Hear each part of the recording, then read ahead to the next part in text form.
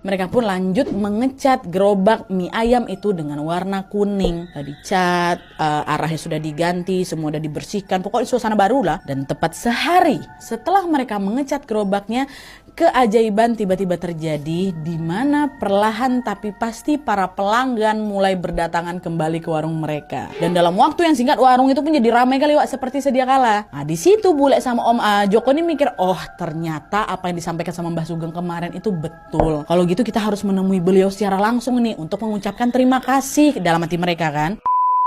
Dan kurang lebih sebulan kemudian, mungkin karena sibuk kali banyak pelanggan kan Wak, Bule Siti sama Om Joko pun baru sempat ada waktu untuk datang berkunjung ke rumahnya si Mbah Sugeng. Pun kemarin juga Mbah Sugeng bilang kalau udah ramai datang ya ke rumah aku kayak gitu kan. Jadi udah ada undangan lah gitu istilahnya. Akhirnya mereka pun mulailah mencari alamat rumahnya Mbah Sugeng.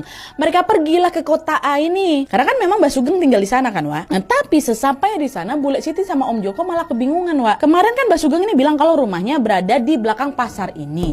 Dan ternyata betul. Di belakang pasar tuh ada rumah memang Wak, tapi bukan satu rumah, bukan juga kebun rambutan. Di belakang pasar itu ternyata hanya ada perumahan dan tidak ada satu pun rumah di sana yang memiliki kebun rambutan. Nggak ada, udah padat kali di belakang tuh. Bule sama si Om ini pun sampai berkali-kali mendatangi alamat itu, tapi hasilnya tetap nihil Wak. Di mana rumah si kakek ini ya? Kakek itu pun udah nggak datang-datang lagi ke warung. Mereka terus tuh Wak mencari informasi tentang keberadaan Mbah Sugeng ke warga sekitar yang ada di sana.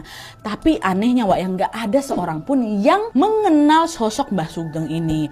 Di situ Bule sama Om Joko jadi makin punya beban lagi Wak. Mereka ingin bersilaturahmi dan mengucapkan terima kasih secara langsung sama Mbah Sugeng karena kan Mbah Sugeng sudah membantu mereka lah istilahnya kan. Ini di mana nih? Di mana kita harus cari Mbah Sugeng? Nah, di tengah kebingungannya itu Wak, Bule Siti tiba-tiba teringatlah sama keponakannya. Sama siapa? Sama Ana. Wak yang ngirim cerita nih lah. Karena memang pada saat itu Ana ini sedang bekerja di kota A Wak. Akhirnya sebelum pulang ke rumah, Bule sama si Om ini pun mampirlah ke kontrakannya Ana.